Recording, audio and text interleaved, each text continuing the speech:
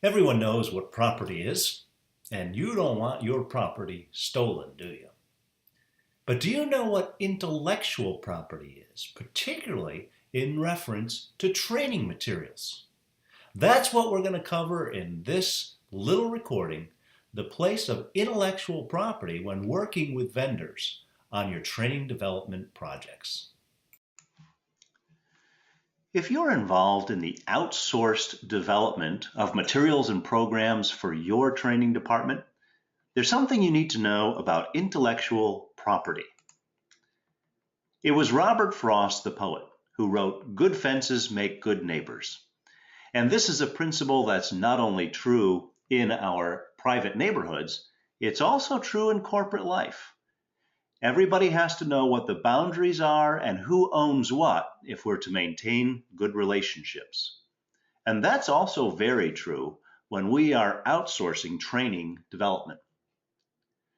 We often use vendor partners to create training for us, and the question is, once they have developed it, who actually owns what has been developed? Is it all ours or partly ours? Is it all theirs?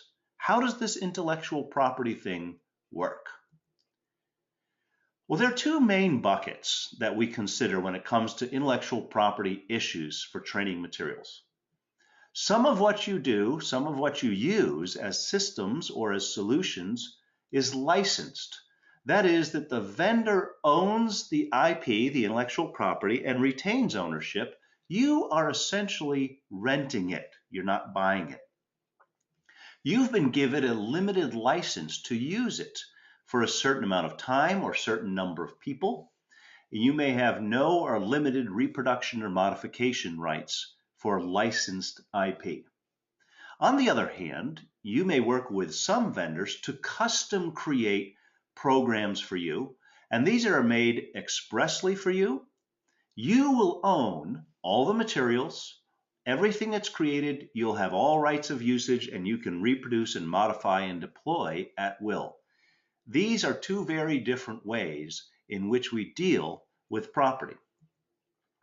Some example of licensing applications that are common would be commercial software programs like learning management systems or testing systems, where you're renting the usage of them.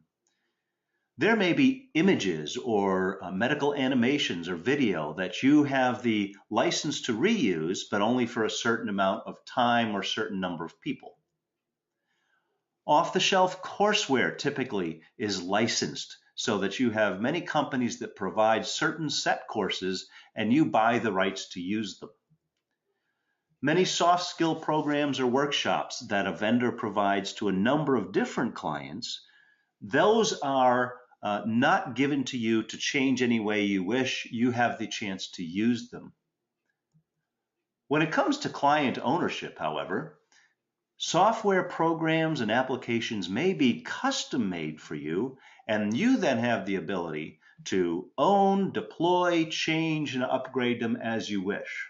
The same with images and graphics that you pay to have developed specifically for you, including courses, launch materials, modules that are very specific to your product, your company, your therapeutic area. All of those can be developed so that you own them, not license them. This brings us to the three magic words: work for hire.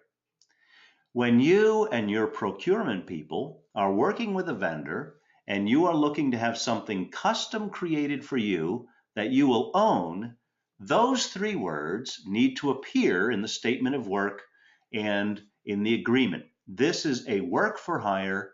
When the program or the materials are delivered, we now own all the rights for them.